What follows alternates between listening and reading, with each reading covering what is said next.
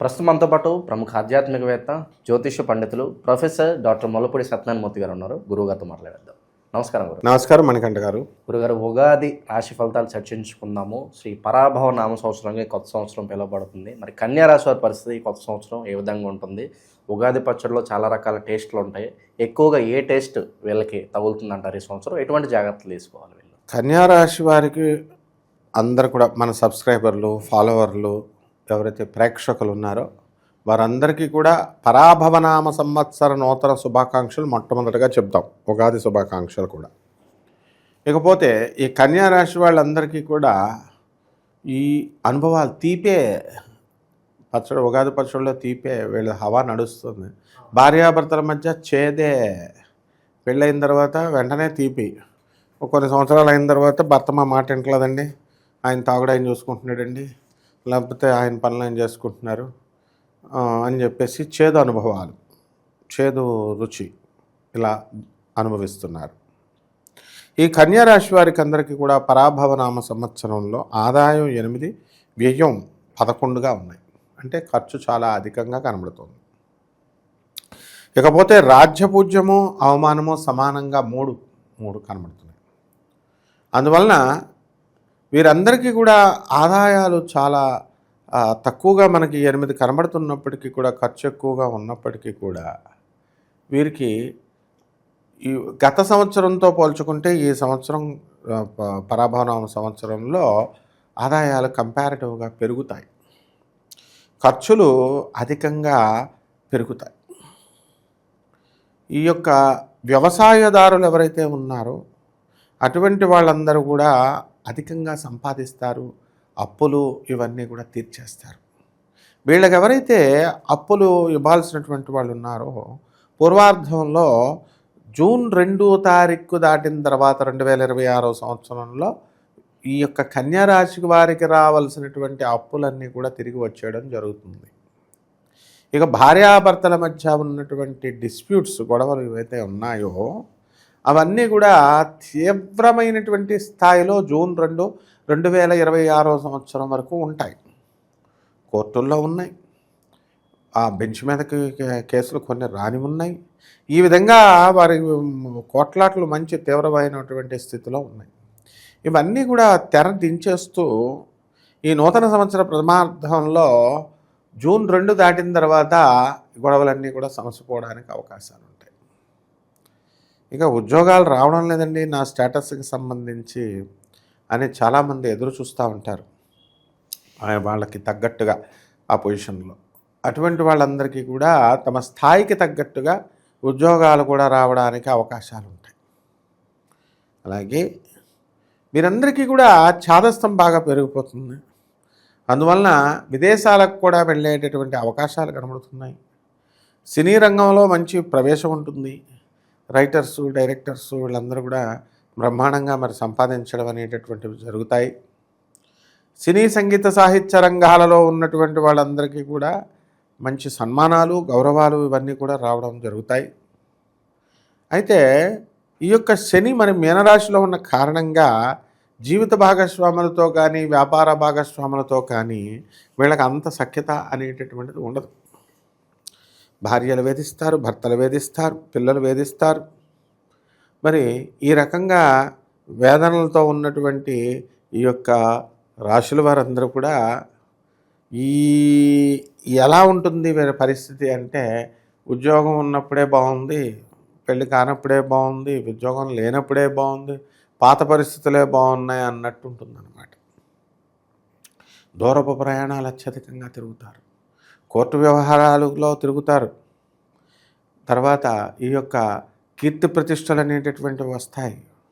ఉద్యోగంలో మార్పుని సూచిస్తుంది. అక్రమ సంబంధాల వ్యవహారాల్లో ఉన్నటువంటి వాళ్ళందరూ కూడా వాళ్ళు ఎన్ని చెప్పినా సరే వాళ్ళ వ్యవహారాలు వాళ్ళు మానుకోరు, ముందుకు అలాగే వెళ్తూ ఉంటారు. అదేవిధంగా విదేశీ ప్రయత్నాలు చేస్తున్నటువంటి వాళ్ళు ఎవరైతే ఉన్నారో అటువంటి వారికి అందరికీ కూడా సక్సెస్ఫుల్గా విదేశాలకు వెళ్ళడానికి అవకాశం ఉంటుంది. విద్యార్థులు వెళ్తారు. అలాగే చక్కగా ఈ యొక్క ప్రైవేట్ ఉద్యోగస్తులు ఎవరైతే ఉన్నారో అటువంటి వాళ్ళందరూ కూడా తమకి ఫారిన్ వెళ్ళాలి అనేటటువంటి కోరికని వాళ్ళు తీర్చుకోవడం అనేటటువంటిది జరుగుతుంది. అందరూ కూడా వైవి శాస్త్రి గారిలా మారిపోతారనమాట. అంటే సాఫ్ట్ బాయ్స్ లాగా ఈ యొక్క రాశి వారంతా కూడా కొంతమంది ఇప్పుడు మనము సాహసానికి ఎవరిని చెప్తాం మనం చక్కగా అలాగ భీముడు రాముడు అని ఎలాగైతే చెప్తాం అట్లా అనమాట. కాబట్టి ఈ రాశి వారందరూ కూడా చక్కగా వీళ్ళు అనుకున్న పనులన్నీ కూడా అనుకున్నట్టుగా అయిపోతూ ఉంటాయి. చక్కగా వీరికి ఏది ఇంకా అడ్డు లేదనమాట. ఇంకా కన్యారాశి వారికి అందరికీ కూడా ఒక ద్వితీయార్థంలో భర్తలు మరి భార్యల చేతిలో కొంతమంది అవమానాలు పాలవ్వడము, లేకపోతే కోర్టుల్లో ఉన్నాయి కదా. ఇప్పుడు కోర్టుకు వెళితే ఇదివరకు ఒక భద్రత చక్కగా ఉండేది. ఇప్పుడు ఈ మధ్యన భార్యలు ఏం చేస్తున్నారంటే కోర్టు కూడా లోపల చూసుకోవచ్చు, ముందు బయట ఉతికి పడేస్తున్నారు, యూట్యూబ్లో ఉంటున్నాయి. ఆ విధంగా పరాభవం అనేటటువంటిది కన్యారాశి వారికి అవడానికి అవకాశాలు ఉన్నాయి. కాబట్టి వీళ్ళందరూ కూడా చాలా జాగ్రత్తగా ఉండాలి. వీళ్ళ భార్యలు అటాక్ చేయడానికి ఆడవాళ్ళు అటాక్ చేస్తారు భర్తల మీద.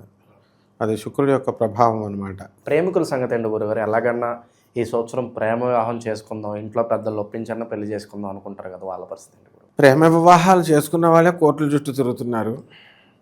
ఇక చేసుకోవాలనుకునేటటువంటి యూత్ రిజిస్టర్ ఆఫీసులు, పోలీస్ స్టేషన్లలో పెళ్ళిళ్ళు అవుతాయి, అందరికీ అయిపోతాయి. అయితే ఇప్పుడు మోడాలు ఉన్నాయి. 14 జూలై 2026 నుంచి గురుమోడం స్టార్ట్ అవుతుంది. మరి 13 ఆగస్టు వరకు ఆ కాలంలో వీళ్ళకి వివాహాలు లేవు. కాబట్టి జూలై లోపల వివాహాలు అయిపోవడానికి అవకాశాలు ఉన్నాయి. వీళ్ళందరికీ ప్రేమ వివాహాలకి లేచిపోవడాలే. కొంతమంది మ్యాక్సిమమ్ ఈ కన్యారాశిలో ప్రేమికులు ఉన్న వాళ్ళు ఎవరైనా ఉన్నారో అటువంటి వాళ్ళ తల్లిదండ్రులని కన్విన్స్ చేయడం కష్టంగా భావించే ఎలూప్మెంట్ అనేటటువంటిది చాలామంది ఎక్కువ మంది చేయడానికి అవకాశాలు ఉన్నాయి. ఈ రాశి వాళ్ళకి ఈ సంవత్సరం టర్నింగ్ పాయింట్ అంటే ఏం చెప్తారు గురుగారు? పెళ్లి కన్యారాశి వారికి అల్లుడు ఇంటికి రావడమే టర్నింగ్ పాయింట్.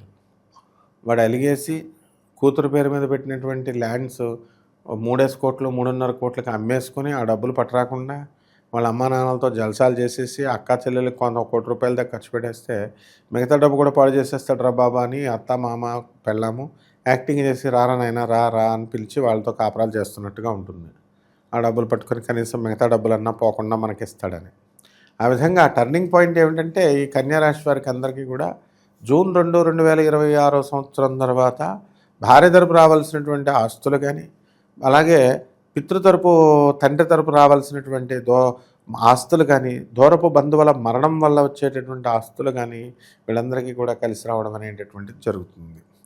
అయితే గత కాలంలో వీళ్ళందరూ కూడా భార్యాభర్తలు ఇద్దరు కూడా విపరీతమైనటువంటి ఫైటింగ్లు చేసుకున్నారు, కోర్టులో వేసుకున్నారు.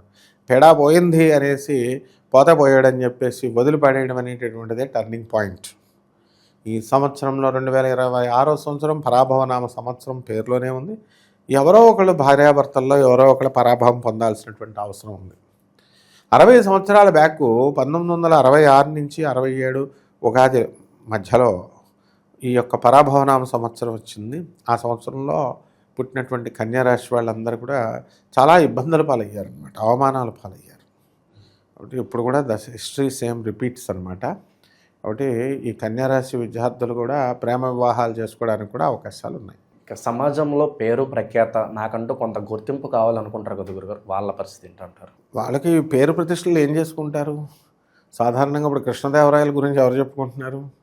అలా అంత పేరు కారేరి రాజ్యములు రాజులు అంటారు.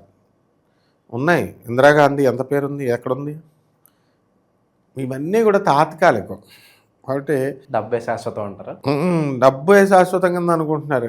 మరి వీళ్ళు ధర్మం చేసుకుంటూ చక్కగా పేదవారికి, అనాథలకి, వికలాంగులకి, మరి సాధువులకి వీళ్ళకి సేవలు చేసుకుంటే బాగుంటుంది. కానీ ఆ ధోరణి రాదు, ప్రజల్లో చాలా కష్టము. అందువల్ల వాళ్ళు ఏంటంటే ఆర్భాటం కావాలి, డబ్బు సంపాదించాలి, పేరు ప్రతిష్టలు రావాలి అని ప్రయత్నాలు చేస్తారు. కొంతమందికి ఈ ప్రయత్నాలు అనేటటువంటివి జరగడానికి సక్సెస్ఫుల్గా జరగడానికి అవకాశాలు ఉంటాయి. కీర్తి ప్రతిష్టలు కాకుండా సన్మాన గౌరవాలు కూడా వస్తాయి, కానీ ఇవన్నీ శాశ్వతం కాదు. ఎప్పుడైతే ఈ యొక్క సన్మానాలకి వీటికి కీర్తి ప్రతిష్టలకి మనము అలవాటైపోతామో ఆ తర్వాత పరిస్థితి ఎలా ఉంటుందంటే ఒక్కసారి భంగపడినప్పుడు కృంగిపోతాము, కుదేలైపోతాము, ఆత్మహత్యలు చేసేసుకోవాలని అనిపించేస్తూ ఉంటుంది. ఇప్పుడు కనుక మనం సమాజాన్ని చూసుకున్నప్పుడు మా గురువుగారు చాగంటి గారు, గరికపాటి గారు వాళ్ళు ఉపన్యాసాలు చెప్పేటప్పుడు పాపం వేలాది మైకులు వేడైపోవాలి తప్ప, హీట్ అయిపోవాలి తప్ప, కెమెరాలు హీట్ అయిపోవాలి తప్ప అసలు ఆ ఉపన్యాసాలు ఆపేదే లేదని మొత్తం ఆ యొక్క ఛానల్స్ వాళ్ళందరూ కూడా చెప్తారు, అందరికీ తెలుసు. కానీ ఇప్పుడు ఎక్కడుంది వీళ్ళంతా కూడా 4 వీడియోలు చెప్పేసరికి గర్వం వచ్చేస్తుంది. అసలు గర్వం సంగతి దేవుడెరుగు. యాంకర్లు అమ్మాయిలు తయారయ్యారంటే నాకు అర్థం ఉంది, పెళ్లి కూతురులాగా తయారై వస్తారు. మగవాళ్ళు పౌడర్లు రాసేసుకొని మంచిగా ఇప్పుడు నీకు నాకు న్యాచురల్గా రాకుండా అసలు గుళ్ళో పూజలు మానేసి వచ్చేసి డెకరేషన్లు చేసేసుకొని కెమెరాల ముందు కూర్చుంటున్నారు మొత్తం ఆల్ పంతుల్స్ అంతా కూడా. ఈ చేంజ్ ఎందువల్ల వచ్చింది? యాటిట్యూడ్. పెళ్ళిళ్ళు చేయట్లేదు, పంతులు గారులకు పెళ్ళిళ్ళు చేయట్లేదు. తర్వాత రైతులకు పెళ్ళిళ్ళు చేయట్లేదు. రైతులు కూడా చూడండి, గతంలో పాపం మురికంతా వేసుకొని నెక్కర్లు వేసుకొని పాపం రైతులు చేసేవారు. ఇప్పుడు ఏ రైతునైనా చూడు బంగారం చేయని పెట్టుకుని ఫైనాన్స్ కంపెనీ వాడి పెడతాడు 3 ఉంగరాలు. ఆ టైప్లో రైతులు కూడా దసరా బుల్లల పులికోరు ఇదివరకు ఉండేది, మళ్ళీ ఇది రిపీట్ అయింది. సోగ్గాడి సినిమాలో శోభన్ బాబు, నాగేశ్వరరావు గారు వీళ్ళందరూ కూడా వేసినట్టుగా బంగారు బాబుగా ఇలాంటి సినిమాల్లో వీళ్ళంతా కూడా ఇలా తయారవుతున్నారు. కాబట్టి ఈ సంవత్సరంలో రైతులు ముఖ్యంగా బాగుపడతారు, పంతులు గారులు బాగా బాగుపడతారు, వివాహాలు అవుతాయి వాళ్ళకి. ఇక మరి ఈ సంవత్సరం వీళ్ళు సంవత్సరం మొత్తం చేసుకోవాల్సిన పరిహారాలు ఏంటి గురుగారు? దర్శించాల్సిన క్షేత్రాలు ఏమన్నా ఉంటే తెలియజేయండి. తప్పకుండా ఉన్నాయి. ఇప్పుడు శ్రీలంకలో ఉన్నటువంటి శాంకరి అమ్మవారి దర్శనం చేసుకుంటే మంచిది. ఆ తర్వాత అలాగే ఈ యొక్క యక్షిణీ సాధనలను వచ్చినాయి. ఇప్పుడు అంతా ఇప్పుడు పాతకాలం చింతకాయ పచ్చడి అన్నట్టు లక్ష్మీదేవి, సరస్వతిదేవి వీళ్ళకి ఎవరు చేయట్లేదు. ఇప్పుడు ప్రత్యంగర వారాహి వచ్చినప్పుడు అంతా కూడా ట్రెండ్ మారిపోయింది. ఇప్పుడు శరభేశ్వర, కాళభైరవ ఆ ట్రెండ్ కూడా అయిపోయింది ఇప్పుడు. సో కొత్త కొత్త దేవతలు వస్తుంటారు కాబట్టి కొత్త కొత్త చెట్లు కూడా వస్తూ ఉంటాయి, రావి చెట్టు, మేడి చెట్టు కాకుండా. అందువలన మనము ఈ రాశి వారందరూ కూడా, ఈ కన్యారాశి వారి శని బాగుండలేదు కాబట్టి శని జపం చేసుకోవాలా, శని స్తోత్రాలు చదువుకోవాలా, శనికి 1.5 కిలో నల్ల నువ్వుల్ని, నల్లని వస్త్రాన్ని ఇచ్చి పేద బ్రాహ్మణులకి శనివారం నాడు ఉదయం 8 గంటలకు దానం చేసుకోవాలా. దశమహావిద్యల్లో ఒకటైనటువంటి మహాకాళి అమ్మవారి యొక్క హోమాన్ని వీళ్ళ ఇళ్లలో చేసుకోవడము, అలాగే చక్కగా ఈ యక్షిణీ సాధన చేసుకోవడం ద్వారా కూడా బ్రహ్మాండంగా శీఘ్రంగా పాపం కష్టాలు పరిష్కారం అవ్వట్లేదంటే లోయర్ ఎనర్జీస్ అనమాట. అవన్నీ కూడా మన మానవుడి కంటే హైయర్ ఎనర్జీస్. కనకదుర్గమ్మ తల్లి వీళ్ళకందరికీ కూడా లోయర్ ఎనర్జీస్ కొంచెం. కాబట్టి వెంటనే దుర్గాదేవి ప్రైమ్ మినిస్టర్ అనుకోండి, వీళ్ళు అటెండర్లు ఇలాంటి వాళ్ళు వీళ్ళు, అందువల్ల వెంటనే పని అయిపోద్ది, ప్రోటోకాల్ అవసరం లేదు. అంటే రకరకాలుగా చేసుకోవాలి. అలాగే రావి చెట్టు చుట్టూ ప్రదక్షిణాలు చేసుకుంటూ ఓం శనేశ్వరాయ నమః అంటూ చేసుకుంటే బ్రహ్మాండంగా మేసం మెలేసి మరి బ్రతకొచ్చు చక్కగా హ్యాపీగా. ఈ యొక్క సంవత్సరం 2026 సంవత్సరం పరాభవనామ సంవత్సరం బ్రహ్మాండంగా ఉంటుంది ఆయన.